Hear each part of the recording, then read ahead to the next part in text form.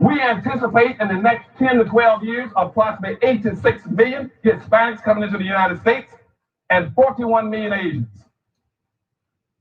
You have been the majority minority for 400 years in this country. You have been the number 2 population for 400 years. You're going to get kicked out of being number 2. You're going to go down and become number 4. Now, common sense, even a 3rd grade education would tell you, if you didn't get anything when you were number 2,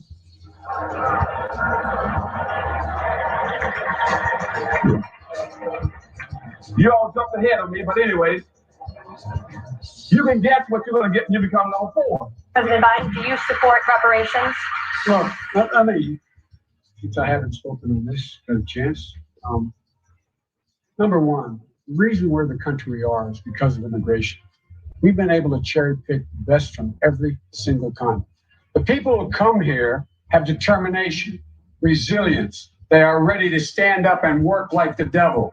We have 24 out of every 100 children in our school today is Hispanic. The idea that we are going to walk away and not provide every opportunity for them is that not only stupid and it's bad for America. They are the future of America. Systemic racism that has plagued our nation for far, far too long. I said that over the course of the past year that the blinders have been taken off the nation, the American people. But what many Americans didn't see or had simply refused to see couldn't be ignored any longer. Those 8 minutes and 46 seconds that took George Floyd's life opened the eyes of millions of Americans and millions of people around all over the world.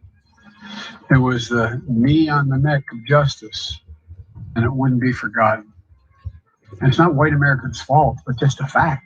At the very same time that America refused to give the Negro any land, through an act of Congress, our government was giving away millions of acres of land in the West and the Midwest, which meant that it was willing to undergird its white peasants from Europe with an economic floor. But not only did they give the land, they built land-grant colleges with government money to teach them how to farm. Not only that, they provided county agents to further their expertise in farming. Not only that, they provided low interest rates in order that they could mechanize their farm.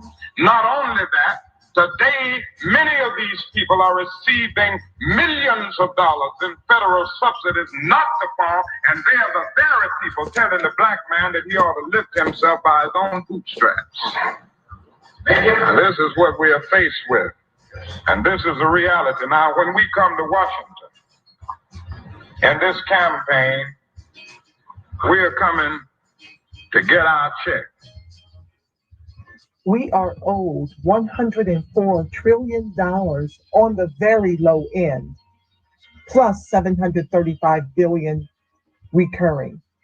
This number does not include the cost of about 50 Black Wall Streets that were decimated, nor compound interest from 2017 when Sean D. Rochester's book, The Black Tax, was published, nor the cost of Black life, nor the cost of living increases, nor the war on drugs, nor the current day pandemic. The number I'm working with is for slavery, Jim Crow, and accrued ongoing systemic racism, oppression, and disadvantage in the country our ancestors built with their lives. If you believe in this number as I do and would like to join me in the fight for reparations, please email me at friendsofadostv@gmail.com. That's friendsofadostv@gmail.com.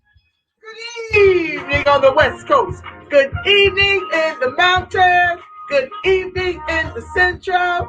Good evening on the East Coast. You know exactly who it is, family. Angela Nirvana, your hostess with the mostest on the Reparationist Perspective, bringing you those ADOT's hot topics and making the case for reparations, making the case for weaponizing our vote and socializing our suffering family. And today, this is your 6 p.m. segment of Honor Be Well Series 2.0 presents Anti-Black Racism Family. That's right. We're keeping a spotlight on all the ways in which this country is, in fact, racist, unakin to what Biden, Obama, and Uncle Tim said, that America is not a racist country. Over here at the Anti-Black Racism segment, under the Reparationist Perspective umbrella, I'm telling you all about the punkery going on, family. Oh, yes, we're going to keep a spotlight on it.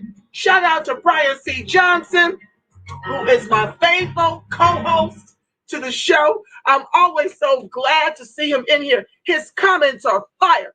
And so I tend to read those at the conclusion towards the end of every segment. But let's get on right into it, family. I'm not going to belabor. This is the second time I've been on today, Monday through Friday, 12 noon Pacific Standard Time, 6 p.m. and 6. Okay. I'm saying, I see you, family. Thank you for being on the live. Thank you guys so much for joining me. You guys know I've been shadow banned, so please like, share, subscribe, turn on your notifications. Share. We got to get the algorithms up so more people will see this position over here at the Reparationist Perspective the way I see it, keeping my pedal to the metal. I am not letting up because we are owed in the trillions over multi-generations if they don't ethnically cleanse us up out this feast before we get a check. I mean, that seems to be what they're trying to do. Shout out to Brian Johnson for sharing with me earlier about the foolery with Jim Coon Clyburn. Okay, we're going to talk about it because I don't understand. Just like I don't understand how you do affirmative action without quotas for ADOCs. I have no understanding how you got a George Floyd Policing Act without qualified immunity. Can somebody please make it make sense? Let's get into it. Representative Clyburn says qualified immunity doesn't have to be a part of the policing reform bill. Say what? What you talking about, Willis? I don't even remotely understand how we stop getting executed by domestic terrorists who are hired in the police forces all throughout the country and pay with our tax dollars. How do you stop this? How do you have both? How do you get to protect the First Amendment rights of domestic terrorists for gainful employment within the police force that you put into our communities to execute us with immunity, with impunity for gentrification and not hold them accountable? Make it make sense? I don't understand. Let's figure it out. You know I'm going to be telling how I see it in between. House Majority Whip James E. Clyburn. Now, see, all ADOCs ain't for you. We have no friends.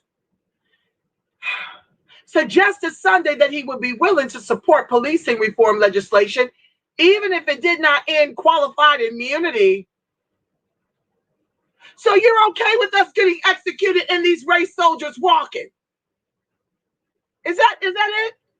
You're told what the hell is really going on? Are you really Republican? I am confused.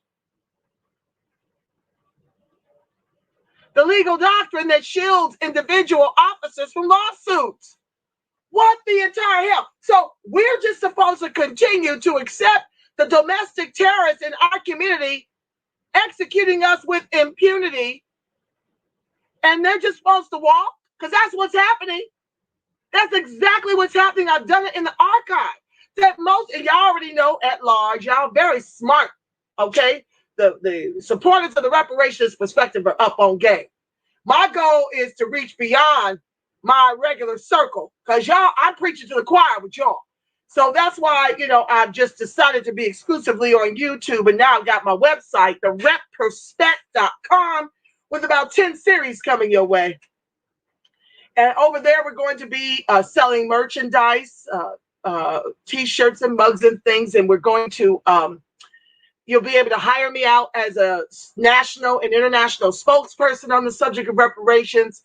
I can go on different people's shows, and then of course I can archive my shows over there so that when they feel froggy and want to delete me for telling the TI root, for telling it like a TI is, y'all will know where to go to find me. Okay, the struggle is real. Fighting for social and economic justice for ADOCs. I am labeled a Black identity extremist, while the domestic terrorists get to be hired on the police force with our tax dollars to come into our communities and execute us with immunity, with impunity. Back to the text. This is Clyburn speaking. I will never sacrifice good on the altar of perfect. I just won't do that, Clyburn said on CNN's State of the Union. Now, y'all about to see, I'm going to read it to you, how the George Floyd Policing Act would not have even saved his life. We're going to get into it. I know what the perfect bill will be. We have proposed that. Oh, like you proposed the anti-lynch bill that's been sitting over there for 100 years while Biden weaponizes George Floyd to give Asians protections and API $80.5 million for their COVID relief, with a median national income of $87,000 for their domestic violence. I doubt when you got money that you beating up anybody, but okay, if you say so. And for their anti-Asian hate. Okay. Yeah, I'm about to show y'all how the George Floyd Policing Act would not, the only thing in it is qualified immunity. When these race soldiers know that they can be held accountable, this shit will stop. This will stop. They won't even join the force. So you see on both sides of the aisle, your own people talking about the very brass of the whole entire act is about holding these race soldiers accountable. This is why they're continuing to execute us.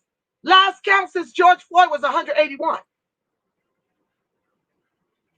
I know what the perfect bill will be. We have proposed that. I want to see good legislation. How's it good if it doesn't include qualified immunity? Put it in the chat. But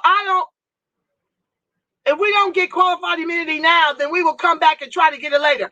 Oh, like that anti-lynch bill that's been sitting there for 100 years. Like that? Really? Oh, it's also nauseating, family, the ghetto. But I don't want to see us throw out a good bill because we can't get a perfect bill. I'm about to read it to y'all. Clyburn's remarks were a departure from members of his own party who, along with civil rights activists, had pushed for the doctrine to be eliminated or changed.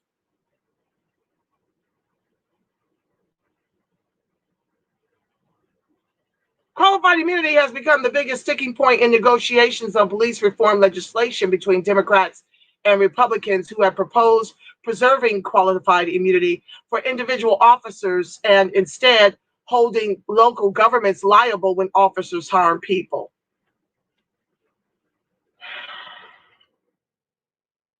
This is crazy. Clyburn on Sunday briefly shifted the focus to the importance of improving officer recruitment. How about give more of a damn about Black Lives Mattering than you do their First Amendment right to associate with hate groups and give them a badge and a gun and a baton and a taser to come in the communities and execute unarmed Black people? Improving officer recruitment. Let's read more of the puckery. Quote, I've been saying from the beginning, we have well-trained police officers. Oh, they're only well-trained when it comes to taking mass murderers that are white alive. That's when their training kicks in. Or when they're in a kerfuffle, they'll put their lives down for the Hicks, right? The white Hicks, the country, what's the word I'm looking for? Lord have mercy. It's too much. Your training kicks in high gear when they're shooting at you. Your own are shooting at you. When your own kill you. Your training kicks in and you manage to take them alive. They get their day in court. But let it be unarmed Black women and children and men.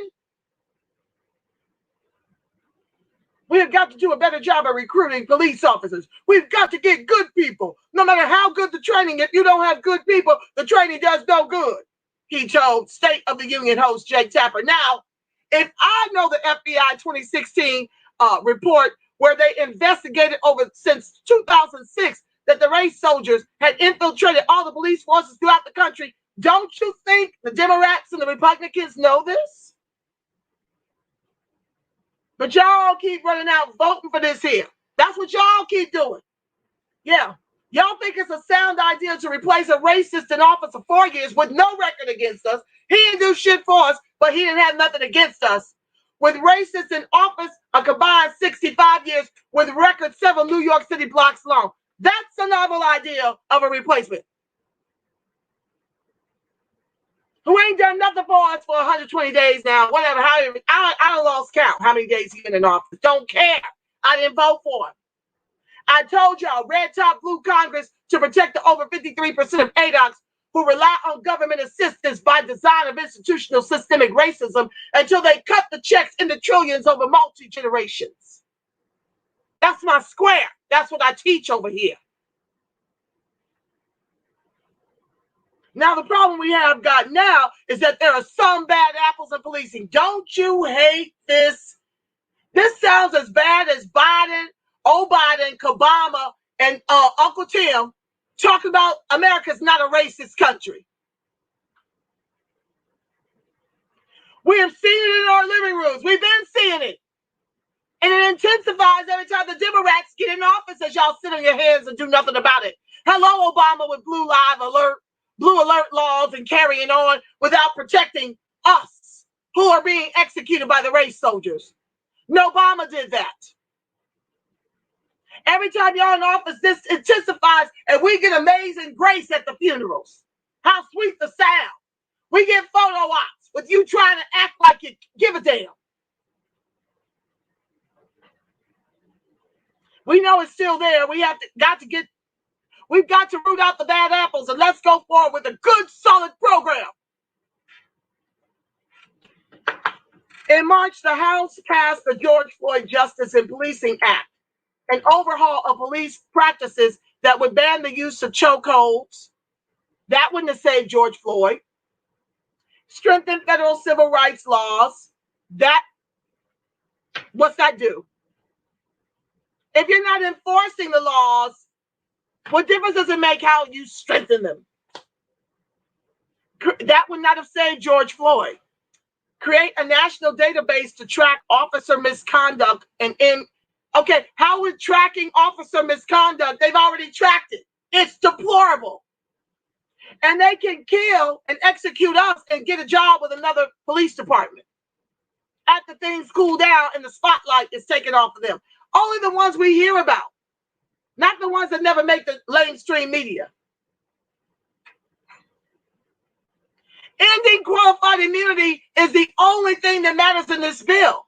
And they should also have in this bill to stop hiring domestic terrorists. Stop hiring and giving a damn about the KKK, the neo-Nazis, and the skinheads' First Amendment rights to get gainful employment in the police departments. And then you're placing them in our communities where we're neutralized economically to execute us with impunity. How about, why ain't that in there?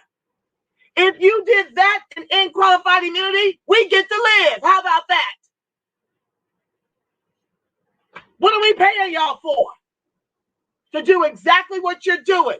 The benign neglect of ADOCs to make us the anchor of this country's capitalism. The legislation has failed to advance in the Senate. How come? I thought we were 51-50 in the Senate.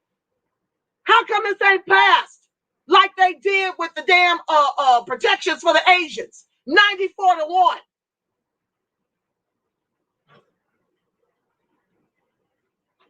But y'all running out here voting for Democrats. 87% of our electorate. 22 more percentage points than Obama. President Biden has called for action on the legislation by May 25th, the first anniversary of the murder of Floyd by a Minneapolis police officer. Like I said, if ending qualified immunity ain't in there, it's empty and toothless, and they're going to continue to execute us with impunity, okay? With immunity, qualified immunity. There's been a bipartisan group of lawmakers that sought to reach a deal. Ain't no deals. Stop hiring domestic terrorists in qualified immunity. That's all you got to do to stop this. If I know it, then you know it. That's why they pay you the big bucks. A recent meeting included Senator Cory Booker, Karen Bass, Representative Karen Bass, Senator Richard Durbin, and Representative Josh Gottheimer, as well as Senator Lindsey Graham, Senator Tim Scott, and Representative Brian Fitzpatrick. Afterward, many confirmed the qualified immunity as well. Now I know who to write. Here, let me tell y'all. This is who you write for me. You email, you tweet, whatever you got to do to reach these Mickey Fickies. Tell them the George Floyd Policing Act would not have even saved his life. That you want them to stop hiring the race soldiers and you want them to end qualified immunity. That's what you run and tell. Here are the people. Copy and paste. This is the work. This is the work. The other groups don't let this stuff get off. Ever. Afterward, many confirmed that qualified immunity, as well as whether the standard for federal civil rights prosecutions of officers should be lowered, remain the key sticking points that have kept the Senate from taking up the legislation. That's Democrats and Republicans alike, two wings of the same oligarch bird. However, lawmakers on both sides of the aisle struck an upbeat note. I listened to Karen, I listened to Cory, they listened to me, Scott said then. I think we are still making progress. Nothing happened in the meeting that deters me from being optimistic that we can get there.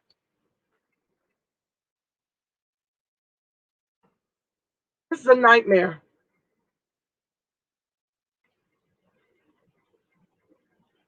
So while they're sitting up here pontificating over whether or not to hold these race soldiers accountable, hold on, guys. I'm going to my next article about a 68-year-old Black woman accuses police of tearing her rotator cuff during a North Carolina traffic stop. This is anti-Black racism. Thank you for watching. A federal lawsuit filed by a Georgia librarian says white officers used excessive force on the Black woman during a traffic stop in North Carolina, adding they pulled her from her car by her hair and tore her rotator cuff. The suit filed Wednesday by Stephanie Bonham of Atlanta claims she posed no threat to the officers from the Salisbury Police Department and the Rowan County Sheriff's Office when she was stopped in May 2019. We just now finding out about it. Yeah, as Biden gives Asians protection. But officers approached her vehicle with guns drawn and later violated her rights by using excessive force, the lawsuit said. Bonham, now 68, says she was driving to Raleigh for a funeral in May 2019 when she was pulled over for suspected speeding and failing to heed blue lights, the Charlotte Observer reported. CBS News obtained body camera video from the incident from Bonham's attorney, which was first posted online by the Observer. Bonham said she was listening to music loudly in her car and did not realize she was being pulled over, according to the lawsuit. CBS affiliate WBTV reports Bonham was going about 10 miles per hour over the speed limit on Interstate 85.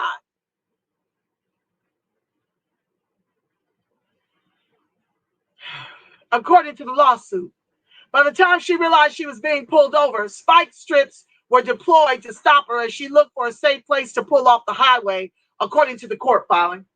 The lawsuit alleges that two officers grabbed Bonham by her arm and her hair, later throwing her out of the vehicle and onto the ground. 68 years old. Once on the ground, officers twisted Bonham's arm behind her back, causing her shoulder to pop, tearing her rotator cuff, and causing severe injury, the lawsuit said. A Salisbury police officer involved in the stop bragged about grabbing a handful of dreads and said at that point, she earned it, the lawsuit said, citing footage from the officer's body camera. Bonham said all of the arresting officers were white. Doesn't matter, you get Black ones that are abusive as well. I'm not impressed that they were white. We have a lot of Black white supremacists running around here. A lot of Uncle Sambos, because Uncle Tom was a friend of our people. I've already done that on another archive.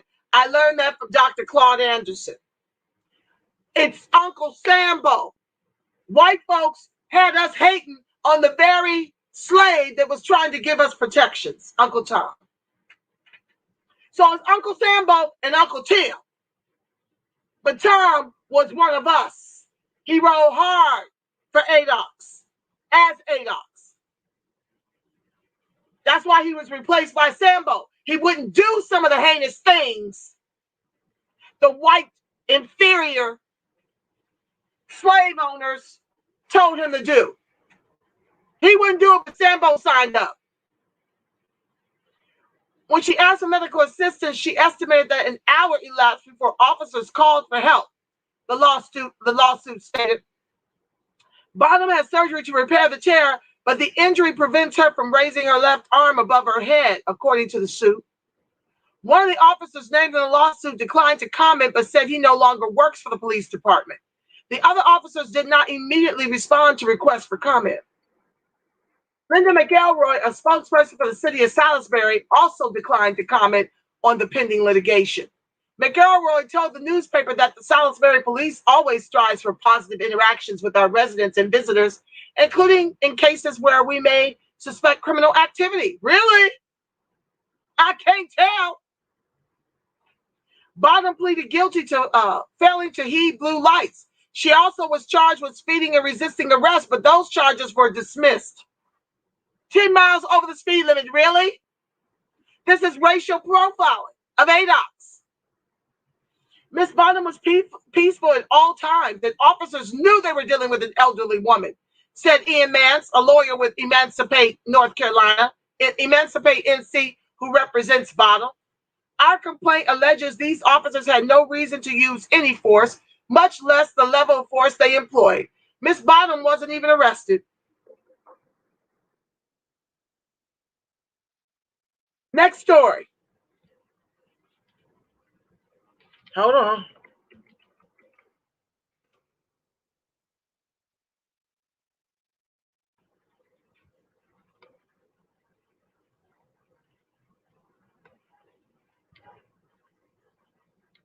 Springfield police officer criminally charged after tasering a pregnant woman. Of course, she's ADOX. A Springfield police officer is facing criminal charges after body camera footage showed he used a taser on a pregnant woman 4 times. Hampton DA Anthony Galoni filed a criminal complaint against Officer Leon Davis, 35, of Springfield, for his actions during the September arrest of a woman at a local hotel. Davis went to he sound black. Leon, I ain't never met no white Leons. Leon Davis. Sound ADOX to me. Davis went to the Tower Square Hotel to respond to a report of guests who was refusing to leave and threatening hotel employees, according to the DA's office. After struggling to enter the room, the body camera footage shows Officer Davis using a stun gun to get inside. Once he enters, the woman is seen crouched in a corner with her hands up. She apologizes and says, "Please don't," and "I'm pregnant." Davis used the stun gun 4 times. The DA says the woman was docile and compliant throughout the incident. The evidence shows that this officer's actions are clearly outside of his training, as they were punitive and grossly excessive and therefore criminal, DA Galoni said. This type of conduct has no place in policing, and police officers who engage in abusive and excessive uses of force must be identified and immediately retrained or fired. Once again, this ain't about training. Fire their asses. Attach their pensions to the civil suits and not our tax dollars. Stop charging us to hire these assholes and then to pay for the civil suits after they execute us. We're getting double taxation over here. As we have seen here and across the country, this kind of misconduct undermines the trust that the community must have in its police departments and serves to sully and frustrate the work and reputation of the many good police officers who make up the vast majority of those departments. Davis is charged with assault and battery with a dangerous weapon and assault and battery with a dangerous weapon against a pregnant victim. He's scheduled to be arraigned April 5th. Keep going. Anti-Black racism. File on in. Thank you for joining the live. Keeping the spotlight on all the puckery that continues. Next story. Hold on, guys.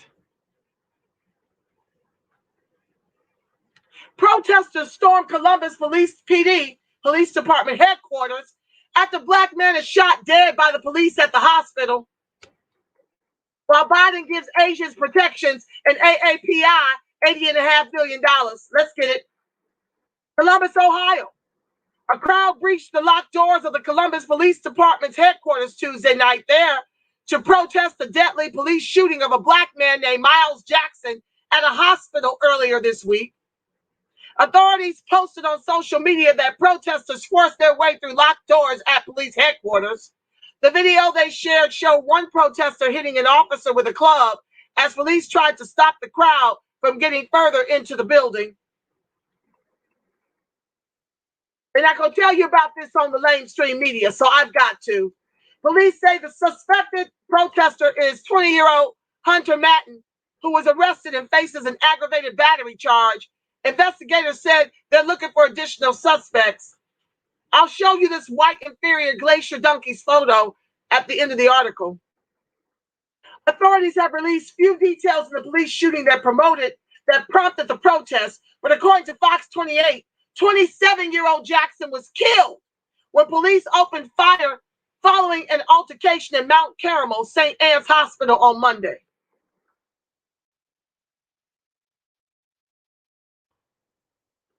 According to media outlets, investigators said they found Jackson passed out in his vehicle and later discovered he had open warrants on domestic violence and gun charges. Yeah, sure, that should cost his life while the mass murderers get taken alive. The white mass murderers, that is. No Black mass murderer has ever been taken alive. Investigators told reporters an altercation happened during a transfer of custody at the hospital's emergency room. The state attorney general tweeted that Jackson had a gun and fired, but didn't provide any further details. Typical. BCI, the Ohio Bureau of Criminal Investigation into the officer-involved shooting that occurred Monday after a St. Anne's hospital remains ongoing. Attorney General Dave Yost said in a statement, "We can confirm through preliminary ballistic testing that the descendant had a gun and shots were fired." Yeah, okay. Meanwhile, local leaders are denouncing any subsequent violent unrest. "We share the frustrations over police killings of unarmed Black men, and we support nonviolent protests," Mayor Andrew Ginther tweeted. "That does not include breaking into public buildings or violence against officers. Let me be clear. Violence and destruction will not be tolerated. They're the only ones that can violate us and annihilate us. That's the only tolerance they have. Not when the protesters who are angry about the execution of our people by the race glacier donkeys. They can't turn up." Tuesday's protest came amid several other across the country over deadly police shootings involving Black men. The police shooting of Dante Wright, the 20-year-old Black man who died Sunday in a Minneapolis suburb, sparked protests Monday night across many U.S. cities, including Portland, where a demonstration turned into a riot. Some of the crowd threw rocks and other projectiles at officers. Wright was shot and killed, as many of you already know, during a traffic stop in Brooklyn Center, a city of about 30,000 people on the northwest border of Minneapolis. At least 40 people were arrested during the second night of protests outside the Brooklyn Center Police Department for reasons ranging from curfew violations to rioting. In Portland, police said at least 200 people gathered around 8:30 p.m. Monday at the Penumbra Kelly building, which houses an officer for the Multnomah County Sheriff and Portland Police. In Washington, D.C., hundreds of people marched through the nation's capital Monday in the wake of the shooting. Protesters also marched across the Manhattan Bridge in New York in solidarity with Wright. Next story. For people of color, Where is our pause from being killed by police?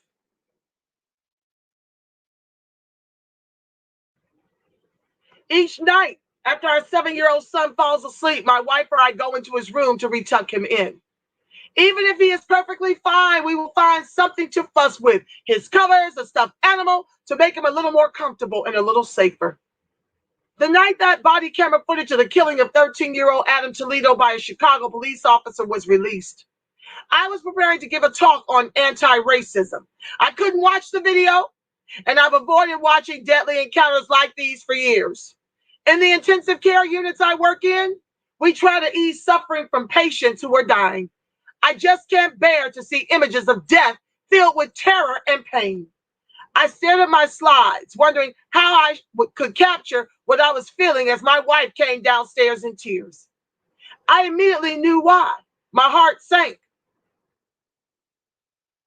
I remember this gut-wrenching feeling when 12-year-old Tamir Rice was murdered in 2014 by Cleveland police officers. My son, then just short of 1 year old, was asleep in my arms as I watched the footage. I told myself that I had time before I had to worry about my son. Beginning at age 10, Black boys are viewed by society as older than their true age and more of a threat. Like many health professionals, I have spent a lot of time over the course of the pandemic, he said, I call it pandemic, thinking about how to communicate public health risk. For months, I have been counseling people over the risk of things such as going to the gym, the grocery store, or traveling. I've talked about when to wear a mask, what kind of mask to wear, and the risk of aerosols.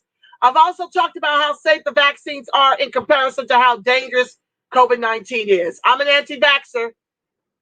I don't believe in no vaccine. Recent news of the pause on the Johnson & Johnson vaccine has renewed my conversations about risk. I've reassured people that the risk of the vaccine causing blood clots is very low, and the benefit of its protection from severe COVID-19 is massive. Even so, the Food and Drug Administration paused vaccination efforts while it and the Centers for Disease Control and Prevention collect more data. The message is that safety must be the priority. I don't believe in it. In the meantime, Black, Latino, and other people of color continue to die from a different public health threat. It's a crisis. Police brutality is a crisis. It is bigger than the COVID for our people. As the New York Times reported on April 17, since testimony began on March 29 in the case of Minneapolis police officer Derek Chauvin, who is on trial for killing George Floyd last year, at least 64 people have died at the hands of law enforcement nationwide. My recent numbers is 181 since George Floyd was executed by the race soldier Chauvin, who's trying to get his mistrial declared. He can't believe he didn't have a badge, a license to execute us with impunity while all the world watched. He's shocked that he's been charged. Black and Latino people account for more than half of those killed. Majority us. I don't like when they mix those stats. You got to understand that this is the ethnic cleansing of ADOX in America with 3 Ks, the country with 3 Ks our ancestors built with their lives. The country just paused an entire vaccine rollout because of a complication with a risk of 1 in 1 million. For Black men, the lifetime risk of being killed by police is 1 in 1,000.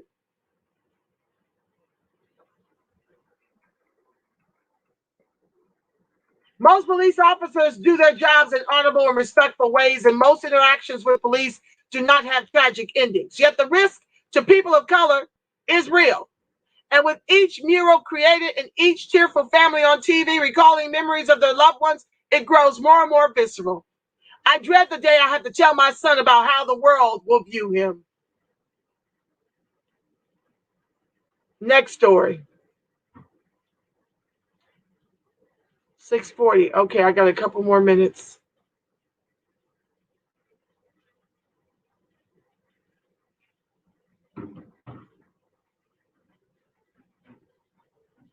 Hold on, guys. I'm trying to find my article. Just a second. I got one more, and then I can come read your comments and pray us out.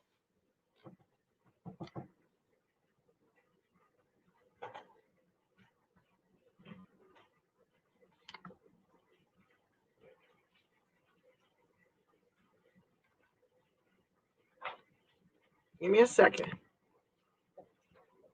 Thank you for your patience and thank you for joining the live. Oh, let me fly my banner on this last story. In the event you feel compelled to support me educating the masses and advocating for ADOCs, I thank you for your support. Okay, this story here. I'm trying to pull up the one that ain't going to overwhelm me with a whole bunch of ads and carrying on. Lord have mercy. North Carolina man who threatened to shoot Black mother and her 4 children for moving into the neighborhood was sentenced to 2 years in prison. Thank you for joining the 6 p.m. rendition of Ida B. Wells 2.0 series presents Anti-Black Racism, where I spotlight all of our Holocaust happening for 500 plus years. This is what this segment is designed to do, since the mainstream media and the Biden administration continue their benign neglect and will not make an executive order of the anti-lynch bill while giving Asians protections and $80.5 million. A North Carolina man who confessed to threatening a Black family for moving into his neighborhood has been sentenced to more than 2 years in prison. Douglas Matthew Gerkins, 34, pled guilty in federal court in August to 1 count of criminal interference with the Fair Housing Act for using threats of force against an African-American family because of the family member's race. According to court documents in December 2014, Gerkins drove to the home of the family, yelled racial slurs at them, and told them they did not belong in their home. He threatened to shoot the family, a mother and 4 children, as well as any other Black person who came onto the property.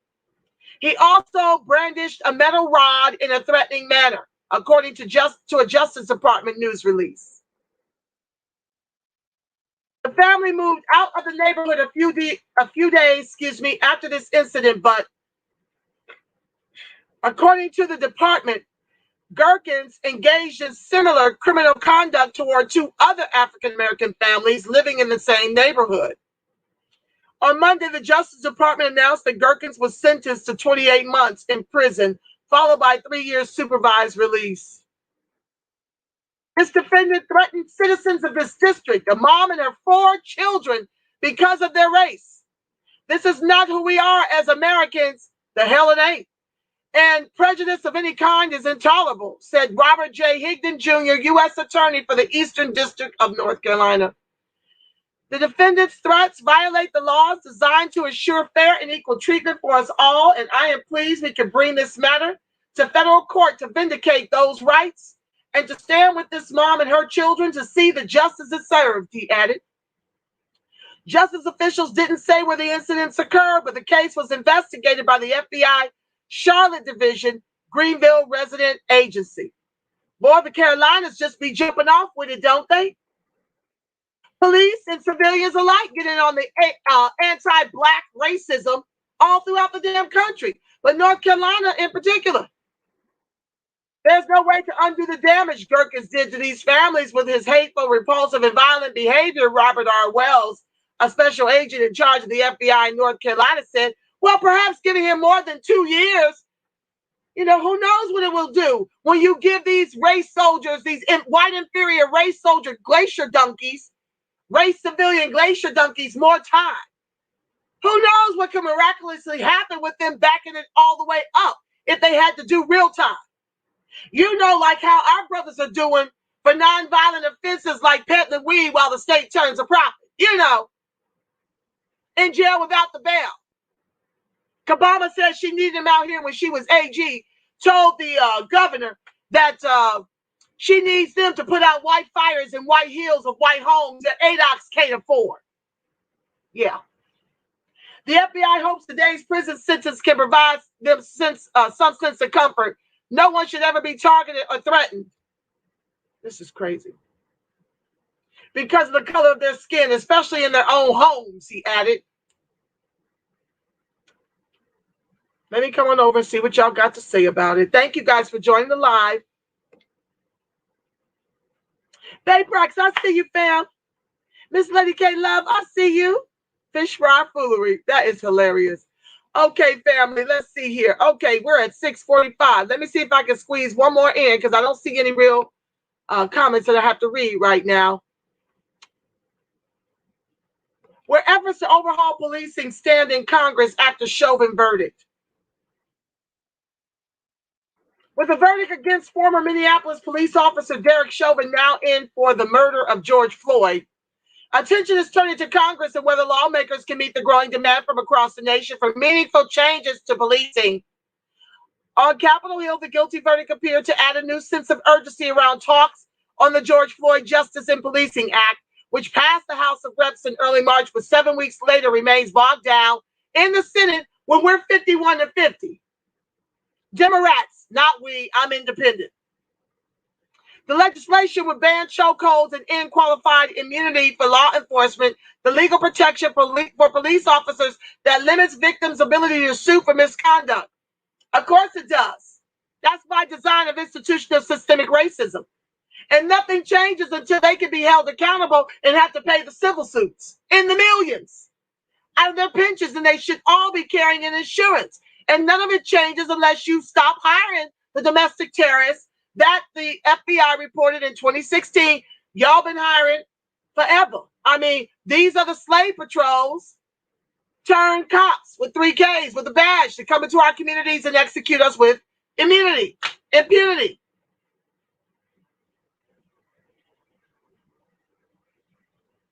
It would ban no-knock warrants in federal drug cases, mandate data collection on police encounters, and create a nationwide police misconduct registry to help hold problematic officers accountable. Nothing in it matters but ending qualified immunity. The bill would also prohibit racial and religious profiling and redirect funding to community-based policing programs. The bill passed the House by 220 to 212. 220 to 212 vote, mostly along party lines, but it has faced an uphill climb in the Senate, where Republicans have sought to revive a competing plan by Senator Tim Scott, Republican, South Carolina, designed to diminish the use of chokeholds, but not ban them outright. This is the same Uncle Tim that said America's not a racist country, right? And increase federal reporting requirements for use of force and no-knock warrants. This is all empty, just like the HR 40. You're talking about cashless reparations. You ain't talking about nothing. Democrats blocked the plan last June, saying it did not go far enough to address racial inequality. In the wake of Chauvin trial, lawmakers from both parties are saying, well, let me back up. Perhaps that's why the Democrats haven't signed off on this in the Senate. They blocked the plan last June, saying it did not go far enough to address racial inequality. Maybe that's why they needed to be stronger. Or, no, I'm sorry. They're talking about Tim Scott's weak-ass plan. Sorry. They love theirs. That's why it passed through the House. In the wake of, and it's empty. If you don't end qualified immunity, we're done. We're done. In the wake of the Chauvin trial, lawmakers from both parties are saying they want to see action on policing, but the path ahead seems far from certain. While Democrats technically hold the Senate majority, they need 60 votes. That's all of the Democratic caucus plus 10 Republicans. Well, there's my answer as to why this hasn't gotten done.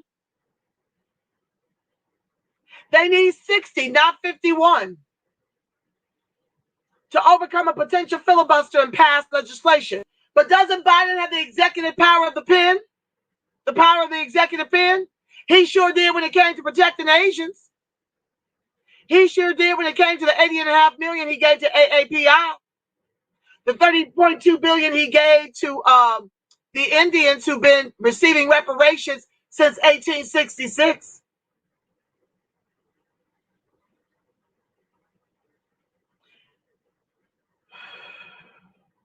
Speaking to reporters Tuesday, I guess, to put a more secure gate around things, family, in all fairness, this does need to be something that Congress votes on.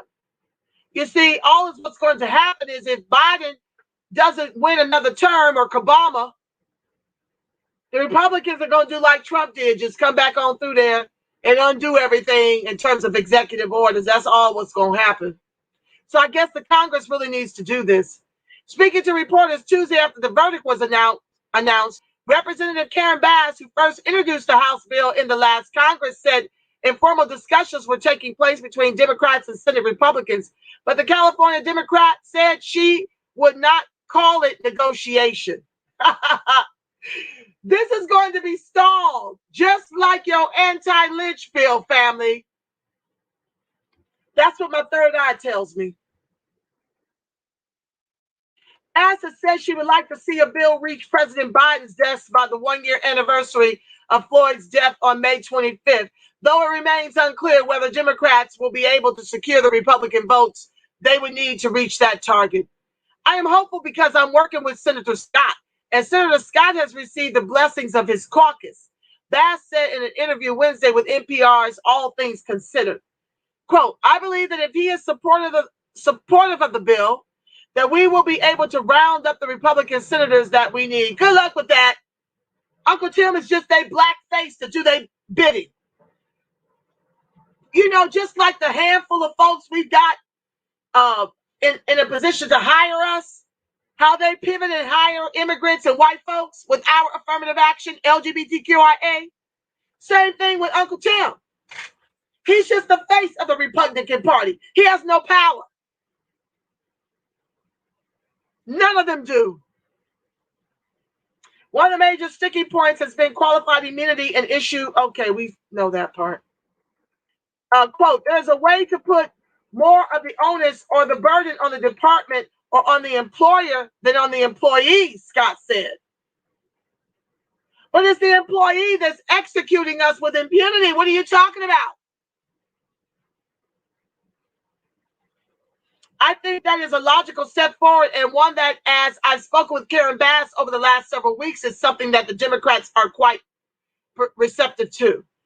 Let me explain something. What difference does it make if you're putting it on the employer when they're allowed to hire domestic terrorists so they don't impede on their First Amendment rights? He said other outstanding issues includes how the legislation would deal with chokeholds and no-knock warrants.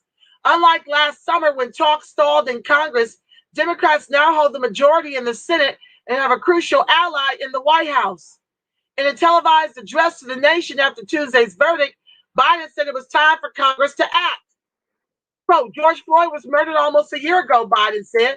There's meaningful police reform legislation in his name. Not without qualified immunity, it don't mean nothing. Like I said, that George Floyd Policing Act would not have saved his life. That George Floyd Policing Act would not have saved George Floyd's life. Even if it had ending qualified immunity in it,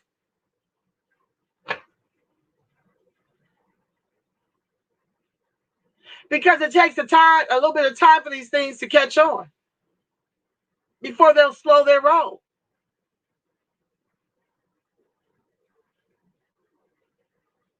There's meaningful police reform legislation in his name, legislation to tackle systemic misconduct in police departments, to restore trust between law enforcement and the people they're entrusted to serve and protect. But it shouldn't take a whole year to get this done. Excuse me.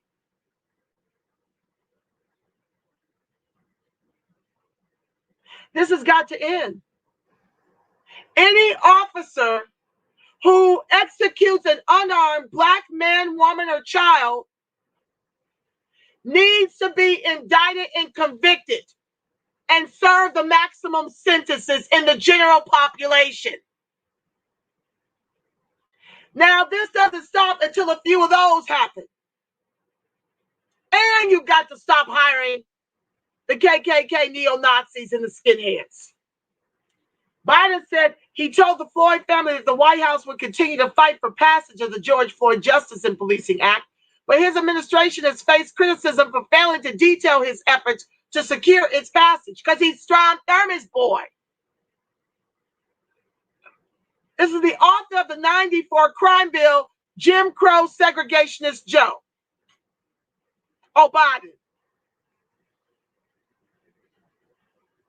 Asked Wednesday about the president's role in the negotiations, White House Press Secretary Jen Psaki said Biden plans to use his address to a joint session of Congress next week as an opportunity to elevate this issue and talk about the importance of putting police reform measures in place. He did that, but I mean, that's not the only thing we need. The roof is on fire and so are we. We are at George Floyd 929.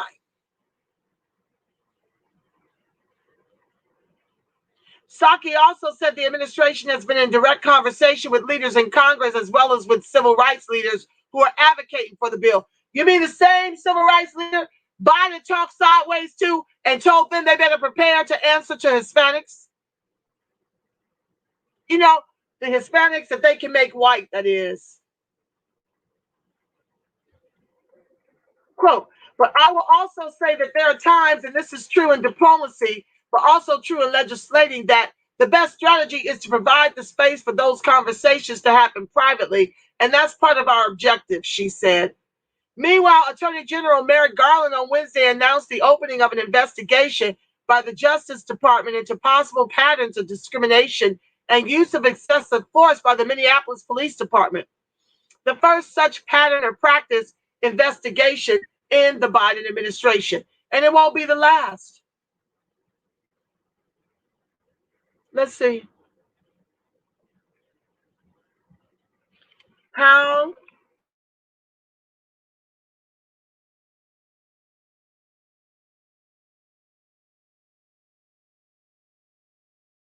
oh Lord.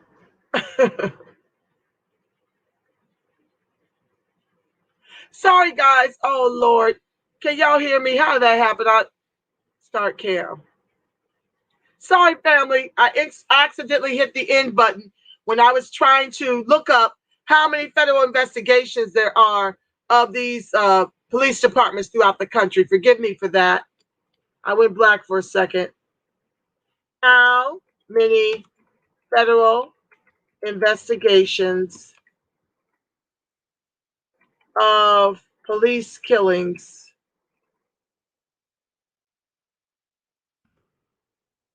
going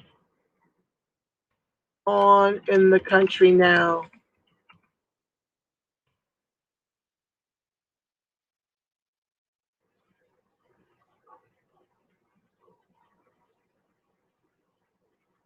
I'm trying to see.